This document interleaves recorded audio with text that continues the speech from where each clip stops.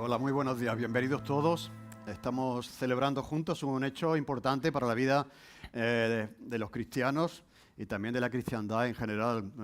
El mundo entero está hoy celebrando el día que Jesús entró en Jerusalén. Fue un día alegre para la multitud, pero triste para Jesús. Jesús, cuando estaba bajando para dirigirse a Jerusalén, la vio desde lejos y dijo: ay, Jerusalén, si supiera lo que está pasando, sin embargo, no lo vas a recibir, no lo vas a aceptar. Un día alegre para la multitud, que no entiende, pero un día triste para Jesús, que sí está entendiendo que los corazones de estas personas estaban muy alejados de Él. Y tan pronto dicen, bendito el que viene en el nombre del Señor, como al momento pues están gritando que le crucifiquen, porque este no es el que viene en el nombre del Señor.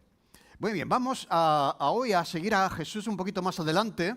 Le hemos acompañado en Getsemaní, en otros momentos donde Él se para en la cena, donde ya se despide de sus discípulos, la última cena, donde Él está orando por los discípulos. Le hemos seguido hasta Getsemaní, donde Él hace una oración de entrega, de rendición de su voluntad a la voluntad del Padre. Y hoy, en lugar de quedarnos en el Domingo de Ramos, vamos a avanzar un poquito con Él y vamos a estar al pie de la cruz, que eso ocurre el viernes a las 9 de la mañana. Así que nos vamos a adelantar un poquito y imaginad que estamos en viernes a las 9 de la mañana, donde Jesús está siendo crucificado, y desde la parte baja de la cruz vamos a escuchar lo que Jesús dice desde las 9 hasta las 3 de la tarde en el que muere. Jesús es crucificado a las 9 y muere a las 3, justamente a las 3 de la tarde. Y vamos a acompañar a María, la madre de Jesús, a Salomé, que es madre de los hijos de Zebedeo, de Santiago y de Juan, que era una discípula de Jesús. Vamos a estar junto a María, la mujer de Cleofás, que era hermana de María y madre de Santiago el menor, que llegó a ser apóstol. Y estaba también María Magdalena, que era aquella mujer a la que Jesús había echado siete demonios. Mirad, hay mujeres, pero solamente un hombre. Los demás han salido corriendo, se han escondido, pero Juan está presente también, ¿de acuerdo? Porque Jesús va a dirigir una de las palabras que va a decir desde la cruz, las va a dirigir a Juan. Entonces, aquí ocurren tres cosas importantes. Bueno, ocurren muchas cosas en la cruz, cosas que no somos capaces todavía de disfrutar, de descubrir de la profundidad de lo que está pasando ahí. Pero ahí Jesús pronuncia siete palabras. Algunos que llevan mucho tiempo ya en la iglesia habrán escuchado el famoso sermón de las 7 palabras, ¿de acuerdo? Pronuncia 7 palabras, pero 3 de esas palabras son 3 oraciones. O sea, por eso hemos titulado esta serie de 2 partes, Oraciones desde la cruz. Desde la cruz Jesús va a dirigir 3 oraciones, y la primera oración la vamos a ver hoy, ¿de acuerdo? Y la segunda y la tercera la veremos el domingo que viene. Hoy vamos a ver 3 de las 7 palabras de Jesús, incluida una oración que Él hace desde la cruz. Pero para aquellos que no son de la vieja escuela, que no llevan mucho tiempo en la iglesia, pues es interesante saber qué palabras dijo Jesús cuando estaba a punto de morir. Pues vamos a ver las siguientes 7 palabras. En primer lugar aparece en Lucas 23, 32 al 34. Dice: llevaban también con él a 2 que eran malhechores para ser muertos, los 2 ladrones que son crucificados con Jesús. Y cuando llegaron al lugar de la calavera, le crucificaron allí a los malhechores, uno a la derecha y el otro a la izquierda, y decía Jesús: Padre, perdónalos porque no saben lo que hacen. Esta fue la primera palabra, que es una oración de Jesús al Padre, pidiendo el perdón por aquellos que le crucifican. La segunda palabra la recoge Lucas en el capítulo 23, versículo 42 a 43, y dice Jesús: acuérdate de mí cuando vengas en tu reino. Esto se lo dice el ladrón que está siendo crucificado con Jesús. Entonces Jesús le dijo: de cierto te digo que hoy, no mañana, estarás conmigo en el paraíso. Esta es la segunda palabra, que no es una oración, pero que es una promesa, una conversación con aquella persona que está siendo crucificada con Jesús. La tercera palabra aparece en Juan 19, 26 al 27. Cuando vio Jesús a su madre y al discípulo a quien él amaba, que estaba presente, dijo a su madre: mujer, he aquí tu hijo. Después dijo al discípulo: he aquí tu madre. Y desde aquella hora el discípulo la recibió en su casa. Hemos dicho, todos los discípulos se han escondido, han salido corriendo, pero Juan está allí. Por eso Juan recoge estas conversaciones que ocurren desde la cruz, porque los otros no estaban presentes. En cuarto lugar, la cuarta palabra se encuentra en Mateo 27, versículo 46. Cerca de la hora novena, Jesús clamó a gran voz diciendo: Elí, Elí, lama sabactani. Esto es: Dios mío, ¿por qué me has desamparado? Marcos recoge también estas palabras. Dice que a la hora novena Jesús clamó a gran voz diciendo: Eloí, Eloí, lama sabactani, que traducido es: Dios mío, ¿por qué me has desamparado? Es también una oración que Jesús hace al Padre. Quinto lugar, Juan 19, 28. Después de esto, sabiendo Jesús que ya todo estaba consumado, dijo para que la Escritura se cumpliese, tengo sed. Es una palabra que Jesús dirige de la cruz. Él tiene sed como ser humano que era. Palabra número 6, Juan 19, 30. Cuando Jesús hubo tomado el vinagre, dijo, consumado es. Y habiendo inclinado la cabeza, entregó el Espíritu. Y la última palabra de Jesús es una oración. Jesús muere con una oración en la boca cuando dice, Jesús clamó a gran voz y dijo, Padre, en tus manos encomiendo mi espíritu. Y habiendo dicho eso, expiró. Jesús murió haciendo una oración al Padre, encomendando su espíritu al Padre. Como he dicho, de las 7 palabras que Jesús dice en la cruz, 3 son oraciones. Como he dicho antes, Jesús fue crucificado a las 9 de la mañana del viernes y murió a las 3 de la tarde, hora en que los corderos de Pascua eran sacrificados. ¿Cuántas horas pasó Jesús en la cruz? Pues pasó 6 horas en la cruz, 6 horas de sufrimiento y de agonía. Durante las primeras 3 horas, que es lo que vamos a hacer, hemos dividido el mensaje en las 3 primeras horas que pasó ahí, que dijo Jesús, que oró Jesús, y la segunda parte, el domingo que viene, las 3 siguientes horas hasta su muerte. Entonces, en las primeras horas, de 9 a 12, Jesús es despojado primeramente de sus ropas y crucificado junto a 2 malhechores. Eso ocurre en ese momento. Los soldados se reparten su ropa y echan suerte sobre el manto. Colocan un cartel sobre la cruz con la inscripción, con la causa de su muerte. O sea, esto es interesante porque era como una tablilla que la persona condenada llevaba colgada sobre su cuello y toda la gente podía ver cuando él iba hacia la cruz que ha sido condenado por ladrón, ha sido condenado por asesino, ha sido condenado por rey de los judíos. ¿Esto qué es? ¿No? ¿Sí? Por eso es realmente lo que decía la tablilla, ¿no? Anunciaba la causa de la condena. La gente que pasa por allí, porque había mucha gente, de hecho los romanos solían crucificar en lugares donde la gente pasaba para que escarmentasen, ¿de acuerdo? Entonces había gente que pasaba por allí pero que no se quedaba, pero había gente que estaba allí porque aquello era un espectáculo. Era como cuando la Inquisición quemaba aquí a aquellos que no pensaban de esa forma, pues la gente era convocada en la Plaza San Francisco para presenciar pues todo aquello. Entonces era un espectáculo al que la gente acudía para contemplar la muerte de estos condenados. Pues la gente que pasa por allí, que no se queda, se burlan, dicen, sálvate a ti mismo si eres el Hijo de Dios, desciende de la cruz. Por lo tanto, la gente tenía convicción que este hombre decía que era el Hijo de Dios. ¿Entendéis? Y de alguna manera, pues tenían también ellos la creencia de que podría ser. Pero claro, esto ya les descoloca. Si es el Hijo de Dios, ¿cómo va a estar ahí? Debería estar sentado en el trono. ¿Me entendéis, no? Pues si tú eres el Hijo de Dios, pues, ¿por qué no te salvas a ti mismo, no? ¿Por qué no desciendes de la cruz? La gente que está allí dice lo mismo. El Sanedrín se burla también porque los gobernantes, los que le condenan, están presentes y dicen, a otros salvó. Sálvese a sí mismo. O sea, lo cual quiere decir que también ellos reconocían que Jesús hizo milagros y salvó la vida de Lázaro. Y de hecho muchos de ellos fueron testigos. Por eso dice el Evangelio que después de la resurrección de Lázaro dijeron, esto no lo podemos permitir. Hay que acabar con este hombre. Así que ellos sabían que a otros salvó de la muerte, ¿de acuerdo? Porque fueron testigos, estuvieron en casa de Lázaro, Marta y María, presenciaron ese milagro. Entonces, ¿por qué no se salva a sí mismo, no? ¿De acuerdo? Los soldados también se burlaban, le escarnecían y se acercaban dándole vinagre diciendo, si tú eres el rey de los judíos, sálvate a ti mismo. Por lo tanto, aquí hay un afán de salvarse cada uno a sí mismo, ¿no? Ese es el egoísmo, ¿no? O sea, ir a lo suyo, cada uno, ¿no? O sea, si yo estoy en tu lugar, yo me bajo de ahí, vamos, y fulmino a todos los que me están haciendo daño. O sea, ese egoísmo humano, ¿de acuerdo? De pensar en lo que te viene bien, en lo que te parece bien, en salvarte a ti mismo, no solamente en el aspecto salvífico de los pecados, sino de otras muchas cosas, ¿no? Sálvate a ti mismo, o sea, ¿de acuerdo? Toda la gente, por lo tanto, es egoísta, no entienden que Jesús está salvándoles a ellos, ¿de acuerdo? Pero ellos piensan en sí mismos, ¿no? En lo que ellos harían. Pero sin embargo, todos reconocen que es el rey de los judíos o el Hijo de Dios. Nadie dice, oye, este loco que está diciendo por ahí cosas. No, todos de alguna manera tenían, porque habían oído o habían escuchado la convicción de que Jesús decía ser el Hijo de Dios. Y de alguna manera, como también los judíos esperaban la venida del Mesías, también decían, podrá ser. Pero claro, cuando ven que está allí crucificado, este no es. ¿De acuerdo? Este no va a ser.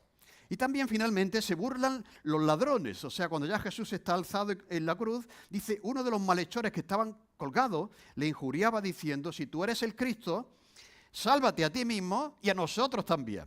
¿De acuerdo? Este es uno, pero los evangelios recogen que los dos ladrones al principio se estaban burlando de Jesús y estaban diciendo lo mismo. Sin embargo, uno cambia de opinión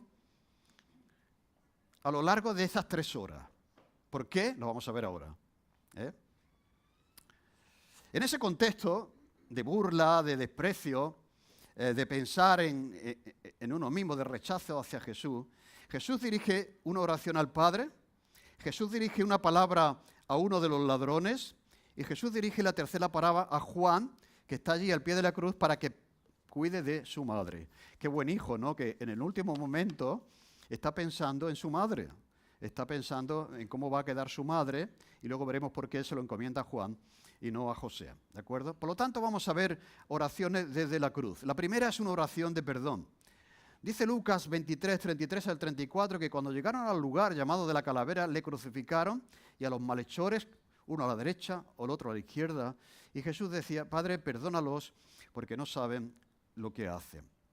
El lugar de la calavera era el lugar donde se crucificaba a lo peor de la sociedad de aquel tiempo.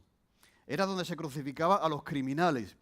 Y de hecho el Evangelio dice que Jesús fue crucificado junto a 2 criminales.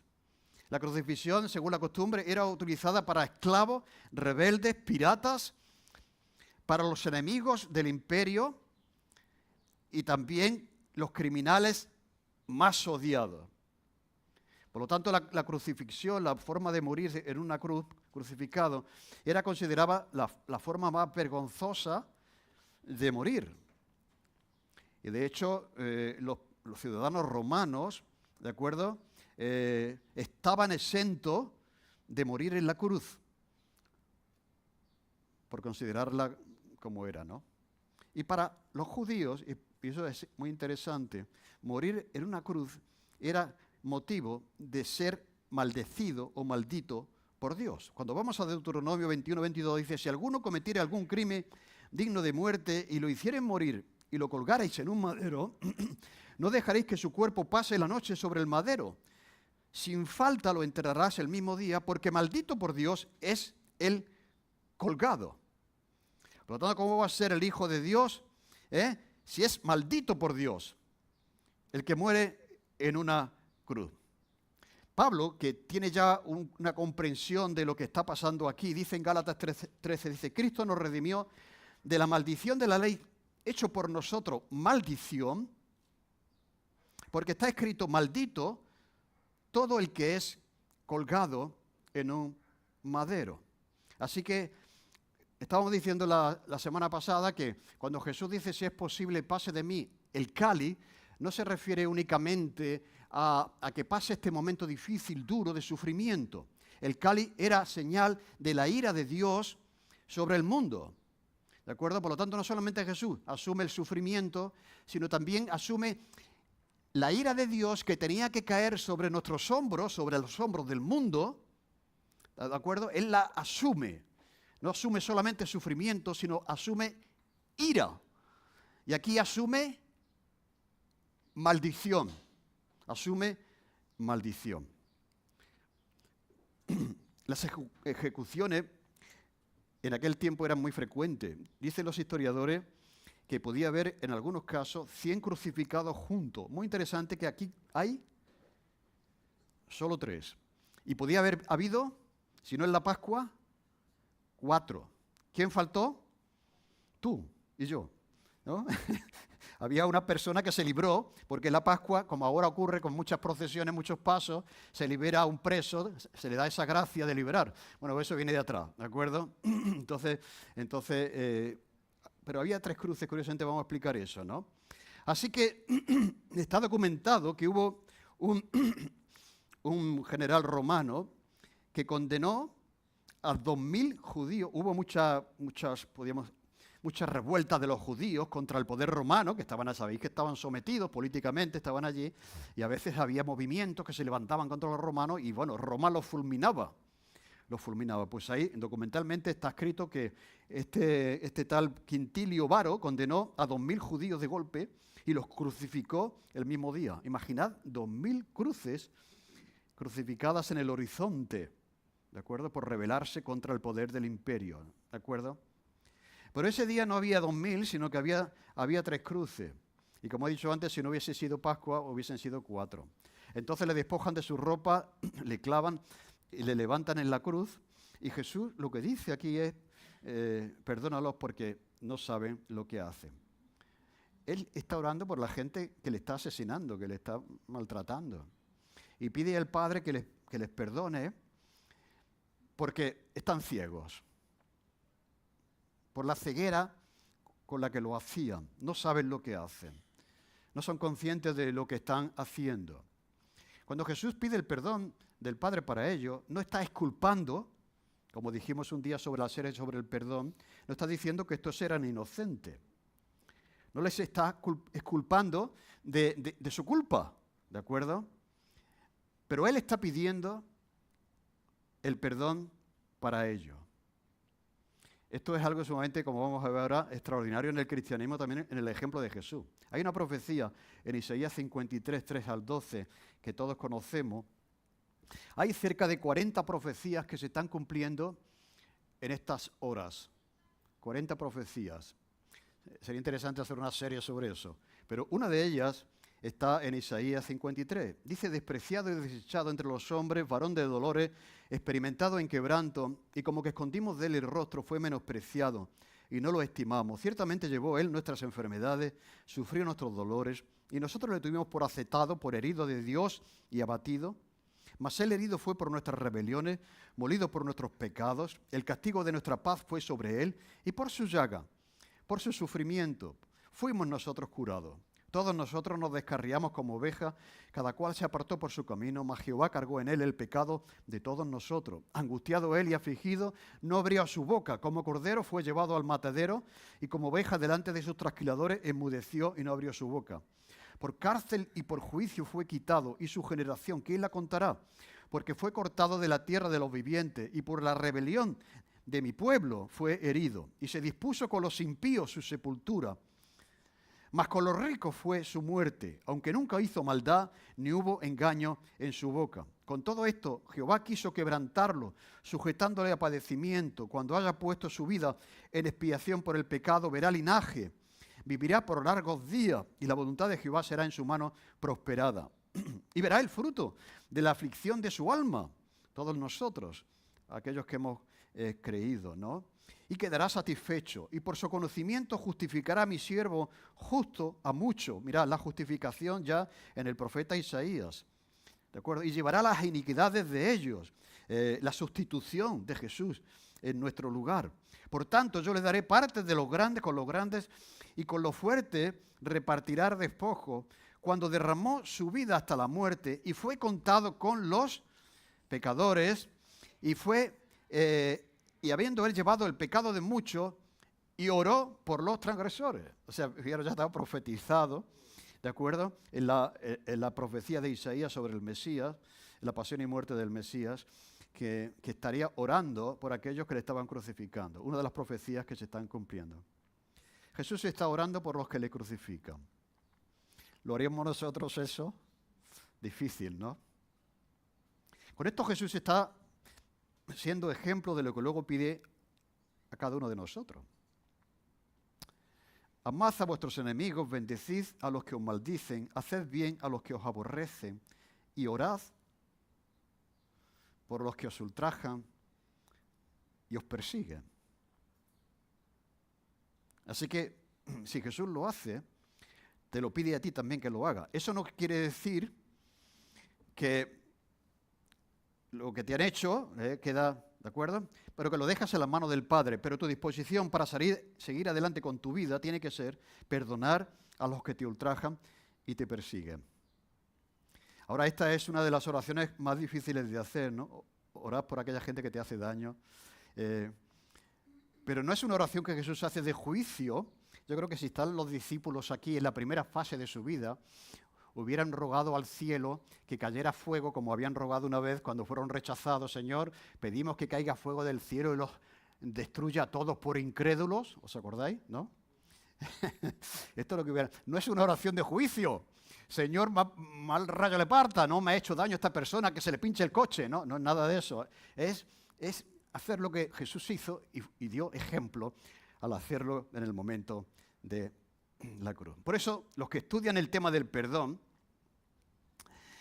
dicen que el perdón es algo asombroso y completamente nuevo en la historia de la religión y en la historia de la humanidad. O sea, esto es algo de Jesús. Cuando se está lapidando a Esteban, que le están apedreando, también oró. Hizo una oración como Jesús para entregar su alma a Dios.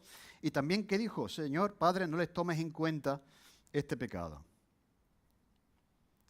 Así que cuando analizamos el tema del perdón, no hay nada tan hermoso ni extraño al mismo tiempo como el perdón. Cuando el espíritu de rencor amanece con traer amargura a nuestro corazón, debemos escuchar de nuevo al Señor orando por todos aquellos que le están clavando en una cruz. Y Pablo también nos lo recuerda cuando dice, antes es venirnos unos con otros, misericordioso, perdonándoos los unos a los otros, como también Dios os perdonó a vosotros en Cristo. Es que yo os digo una cosa, si nosotros estamos imaginariamente el Viernes Santo a los pies de la cruz junto a María y a Marta y Salomé, estamos escuchando sus palabras, ¿no? Pero si nosotros hubiésemos estado ahí ese mismo día, pues también estaríamos crucificando a Jesús. Seríamos los que tienen el pensamiento que tenía la multitud, ¿no? De crucifícalo, crucifícalo. Por lo tanto, perdonándoos los unos a los otros, como también os perdonó a vosotros en Cristo. Y si hubiésemos estado allí, Jesús también nos estaría perdonando porque no estaríamos sabiendo lo que estábamos haciendo. Perdónalos porque no saben lo que hacen. Así que el perdón de Dios para con nosotros es crucial para que nosotros podamos perdonar a otro. Ya estábamos hablando que el perdón humano es horizontal, ¿no? O sea, entre las personas, ¿no? Pero si nosotros no entendemos el perdón vertical, que es el que primero ha hecho Dios contigo, va a ser muy difícil que tú perdones a aquel que te está haciendo daño. Humanamente buscarás salvarte a ti mismo, ¿no? Y bajarte de la cruz. Pero cuando nosotros pensamos que es lo que Dios hizo con nosotros y hace cada día con nosotros, pues es lo que debe motivarnos, como Dios nos perdonó a nosotros también en Cristo Jesús. Así que si Él lo hizo, también nosotros debemos hacerlo. Nos lo pidió, pero también nos dio un ejemplo al hacerlo desde el momento de la cruz.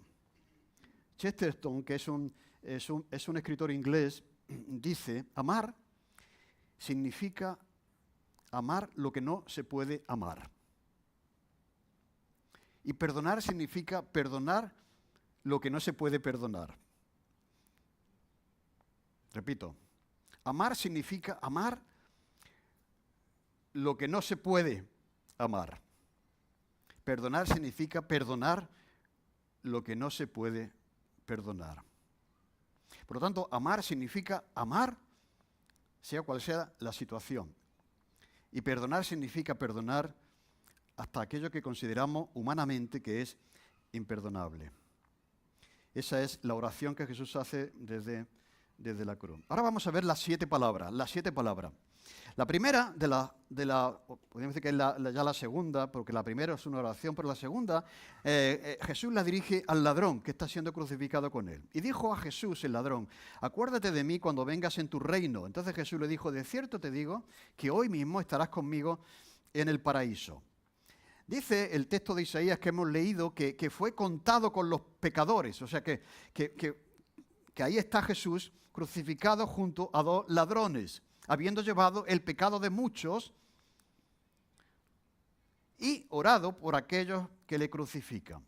Como he dicho antes, si no hubiera sido la Pascua, hubiesen sido 4 cruces. Pero sabéis por la historia que Barrabás fue indultado y se salvó siendo realmente culpable. ¿Y cuál ocupó su lugar? ¿Quién ocupó su lugar? Alguien que era ciertamente inocente. Así que allí hay 3 cruces, podía haber habido 4, y esto de Barrabás también tiene un significado teológico muy importante. Es la sustitución, ¿de acuerdo? Jesús tomó nuestro lugar en la cruz. Lo hizo físicamente con Barrabás y lo hace espiritualmente, porque nosotros no estábamos allí, pero de alguna manera estábamos allí, ¿de acuerdo? Y nos sustituye también ocupando nuestro lugar. Así que hay 3 cruces, hay en un lado un culpable, en el otro lado hay un culpable y en el centro hay un inocente, ¿no? ¿Por qué Jesús está en medio y no está en el lado? No era casualidad. Era el centro, se ponía al peor de todos los ladrones, al peor de todos los pecadores, para llamar la atención del que estaba en el centro. Así que Jesús asumió también el rol del peor de todos al ser crucificado en el medio. Pero esto también es una lección espiritual para nosotros. En una cruz está el que no cree. Uno de los malhechores que estaba colgado junto a Jesús, le injuriaba diciendo, si tú eres el Cristo, sálvate a ti mismo y también a nosotros. Es el caso del hombre que ha vivido toda su vida al margen de la ley, que ha hecho con su vida lo que le ha parecido, está justamente condenado, pero no lo reconoce, no reconoce su culpa.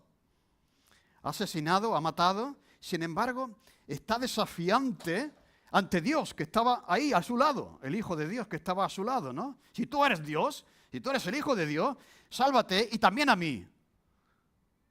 Que yo no merezco estar aquí. ¿Lo merecía? Sí. Es lo que dice aquella persona que le cuesta reconocer que es pecador. ¿No? Yo no soy pecador, ¿no? Yo no. Este sí, el del otro lado de la cruz, sí, pero yo no. Este ladrón es el ejemplo de esa persona que considera que no merece esa condena o que no es pecador. Y se suma a la mayoría de la gente y le dice, ¿pero no eres tú el Mesías? O sea, hay una conversación que se establece, pues si lo eres, sálvate a ti mismo y a nosotros también. Por lo tanto, tenía convicción también de que Jesús decía ser el Mesías. Así que no entiende lo que está pasando, no entiende lo que pasa, clama a Dios y lo tiene al lado. Lo tiene al lado ofreciendo la solución para su vida, pero lo rechaza. Dios estaba a su lado sufriendo con él, pero también sufriendo por él. Y no podía entender lo que estaba pasando. Esta cruz representa a media humanidad. Y también nos representa a nosotros antes de ser como el otro ladrón. ¿De acuerdo? Que no entiende lo que está pasando, por qué murió Jesús. Hay mucha gente que está hoy por ahí, por las procesiones, y no... Están celebrando una fiesta y tal, pero no entienden lo que está pasando, realmente. Nada mejor que leer la Biblia, ¿eh? Nada mejor que leer la Biblia para entender lo que estaba pasando ese día. ¿De acuerdo? Solo piensan en sí mismos, no son capaces de discernir lo que hay detrás del crucificado y que lo que está haciendo lo está haciendo por Él, por nosotros, por cada uno de nosotros. Tienen la salvación, el paraíso, el cielo, al alcance de la mano, a 1 metro está Jesús ofreciéndole la salvación y sin embargo lo rechazan. En la otra cruz, en el otro lado, hay aquel que, como he dicho, ha sufrido un cambio a lo largo de estas 3 horas. Respondiendo el otro le reprendió diciendo, ¿ni aún tú temes a Dios estando en la misma condenación? Estaba también escuchando la conversación que tiene su compañero. Mira que es muy cruel ese compañero con Jesús y le reprende, le está regañando. Cuando vamos a los otros evangelios, no lo quiero poner por no alargarme, recogemos que son los dos ladrones los que se burlan desde el principio. ¿De acuerdo? Este, que ahora reprende a su compañero, también estaba con su compañero horas antes. ¿De acuerdo? Pero parece ser que en todo lo que está pasando experimenta una verdadera transformación. Que eso también es lo que pasa, ¿no? O sea, tú estás aquí, has venido de visita, no sabías lo que iba a pasar y luego escuchas y probablemente pueda esto hacer mella en tu alma, en tu espíritu, en tu mente, en tu corazón y entender realmente lo que Jesús estaba haciendo y lo estaba haciendo por ti.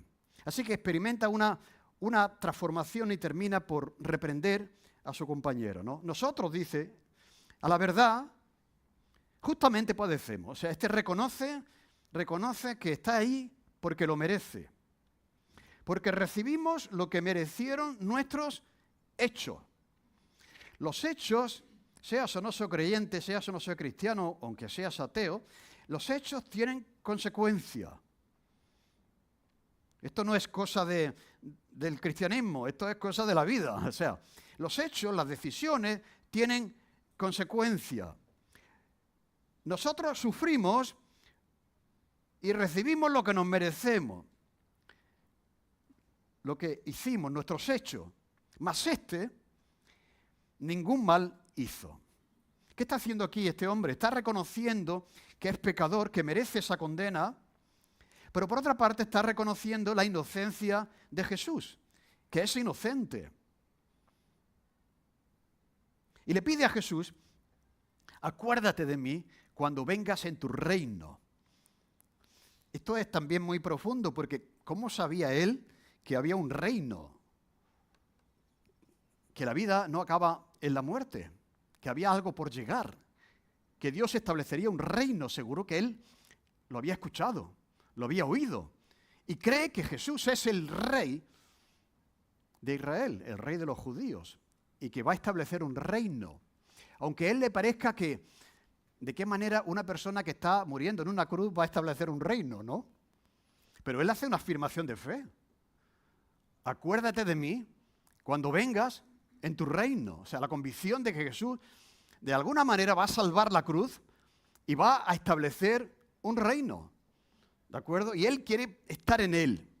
Por lo tanto, él de alguna manera tenía información. Por eso dice la palabra que cuando se predica el Evangelio, la palabra no vuelve vacía. Uno pilla algo por aquí, otro pilla algo por allí, y al final la persona tiene la convicción, ¿de acuerdo? Y también por lo que ha visto, esa oración de perdón de Jesús desde la cruz tuvo que haber tocado su corazón. Este hombre, ¿quién hace eso? Yo no voy a hacer eso. El compañero de mi lado tampoco va a hacer eso. No lo veo perdonando a los que le crucifican. Sin embargo, él lo ha hecho. ¿Me entendéis? Vino la convicción de que ciertamente Jesús era el Mesías. Reconoce su culpa, pide a Jesús que tenga misericordia de él y recibe el premio de la salvación. ¿Quieres ser salvo? Mira, esto es lo que tienes que hacer. Ay, es que yo tengo que hacer cosas para que Dios me perdone. No, mira, el ladrón no se bajó de la cruz para empezar a ir a la iglesia, a ofrendar, a leer la Biblia, a orar. ¿Me entendéis? Quiero decir, él estaba allí y tuvo certeza de salvación. Hoy mismo estarás conmigo en el paraíso. Esto es ya motivo de varios sermones, ¿no? De varios mensajes. De cierto te digo. Esto es verdad. Esto es, lo prometo porque es cierto. De cierto te digo. Cuando Jesús dice de cierto te digo, dice, oye, eso es verdad, ¿eh? Y Jesús también lo dice desde la cruz a esta persona. Que hoy faltaban horas para morir, ¿de acuerdo? No es mañana, no es dentro de 1000 años. Hoy estarás en el paraíso. El paraíso es la felicidad, es el reino, es estar en la presencia de Dios, ¿de acuerdo? Así que vas a estar conmigo. Hay una parábola entre el rico y Lázaro, ¿os acordáis? Jesús pone una parábola de que un rico muere y un pobre muere, y uno va al seno de Abraham y el otro va al infierno. Es allí donde va uno cuando cuando uno no cree en el Señor. Si crees en Él, vas con Él al paraíso, pero si no crees en Él, no vas con Él al paraíso. Vas a otro lugar. Y dicen que los que mueren antes de la cruz, van al seno de Abraham. Por lo tanto, el seno de Abraham era el lugar, ¿de acuerdo?, donde los que morían iban, como el pobre que murió, ¿de acuerdo?, en la parábola de Jesús. Pero ahora Jesús dice, desde aquí en adelante, no vas con Abraham, vas conmigo. Amigo, esto es una garantía cuando estamos en el lecho de muerte, saber que vamos con Jesús, ¿no? Hoy estarás, no ya con Abraham, sino que estarás conmigo hoy mismo. Por lo tanto, la salvación es por la gracia de Dios, ¿de acuerdo? No en las obras que podamos hacer, sino no era necesario que Jesús muriese en una cruz. Si te salvas por lo que tú puedas hacer, por lo bueno que tú seas, ¿qué necesidad hay de que Cristo muera en una cruz? Uno culpable, el otro convertido, creyente, y en el centro, el inocente. Ofreciendo a Jesús vida eterna y presencia con Él después de la muerte. Hoy estarás conmigo en el paraíso.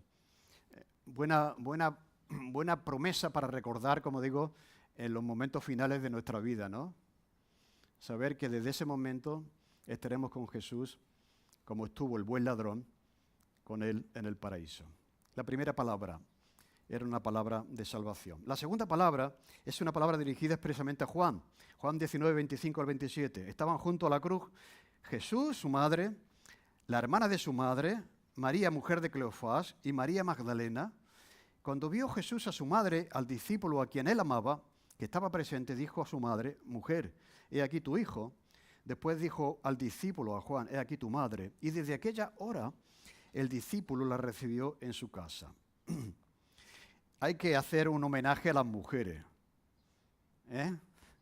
Están ahí hasta el último momento a los pies de la cruz. Dice que está María, su madre. Está Salomé, la madre de los hijos de Zebedeo, que es discípula de Jesús, que había ofrendado, había apoyado económicamente el ministerio de Jesús. Estaba María, la mujer de Cleofás también. Y también María Magdalena, aquella mujer a la cual Jesús echó 7 demonios. Le acompañaron hasta el final, cosa que no hicieron el resto de los discípulos, excepto Juan, que sí estaba allí. Bien, ¿por qué pide a Juan que cuide de su madre? Probablemente Jesús ha perdido ya a su padre, José había muerto, y sus hermanos, que tenía algunos hermanos Jesús, todavía no creían en él. Muy interesante que hay una ocasión en que Jesús está en un lugar y viene toda la familia y dice, este está loco, vamos a llevarlo para casa porque está arruinando su vida y tal. Y dice el texto, porque ni siquiera sus hermanos creían en él. Sin embargo, cuando Jesús resucita, ahora sus hermanos sí que creen en él. ¿De acuerdo? Por lo tanto, Jesús está encomendando el cuidado de su madre a Juan, que está creyendo en él. Y se sabe que Juan fue más adelante a Éfeso, a la iglesia de Éfeso, fue pastor ahí durante un tiempo y ahí María estaba con él, ¿de acuerdo? En Éfeso. Interesante cómo la Iglesia Católica interpreta este pasaje. Interpreta de la siguiente manera, que Jesús está encomendando a María el cuidado de la iglesia. Y dice uno, esto no es lo que dice el texto, pero bueno, eso es cuestión de exégesis, ¿de acuerdo? Pero Jesús está haciendo algo que un hijo, en un momento donde no va a estar presente, pues encomienda el cuidado de su madre que se queda sola, ¿de acuerdo? Al cuidado de un hermano de confianza como era Juan. Así que todo lo que está pasando aquí es para nuestro bien, para nuestra salvación, tiene mucho valor, un valor simbólico. La historia de la humanidad se simboliza, se resume en esas 3 cruces, ¿de acuerdo? Pero se decide en la del medio, ¿de acuerdo? Representa la humanidad entera, esas 3 cruces, pero decide el destino de la humanidad lo que pasa en la cruz del medio, en la cruz en la que estaba Jesús. Es el momento que Dios establece para redimir al mundo a través de alguien inocente como era Jesús. Y una parte del mundo cree en Él, otra, sin embargo, no cree en Él. Una se salva y la otra se pierde. Eso es lo que se decide en ese momento en la cruz. Y eso es lo que se decide en la Semana Santa también, ¿no? Cada año, que estamos recordando todo esto, ¿no? Así que en un sentido, Barrabás somos todos merecíamos estar en una cuarta cruz ahí esa mañana, pero Jesús muere en nuestro lugar, como lo hizo en el caso de Barrabás. Dice Isaías, todos nosotros nos descarriamos como ovejas, cada cual se apartó por su camino, mas el Señor cargó en él el pecado de todos nosotros. Era nuestro sustituto.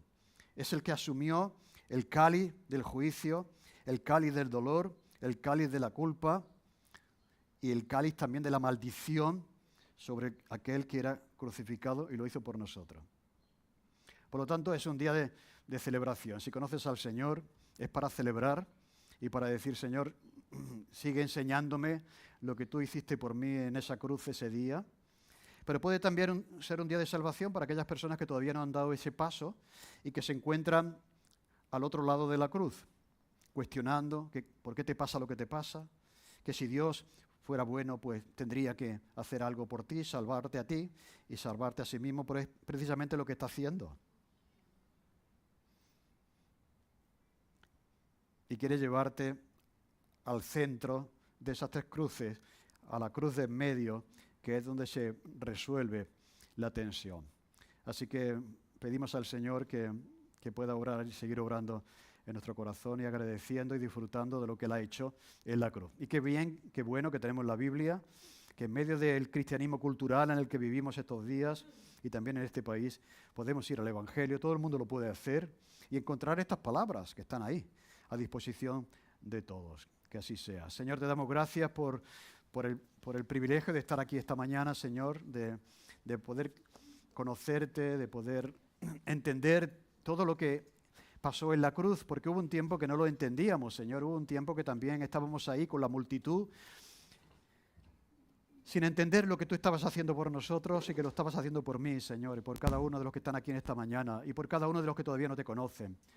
Señor, que puedan descubrir la maravilla de la cruz, el amor de Dios, del Padre, a través del Hijo, que nos llega a nosotros, Señor, y que recibimos por tu gracia, Señor. Te damos gracias en el nombre de Jesús. Amén.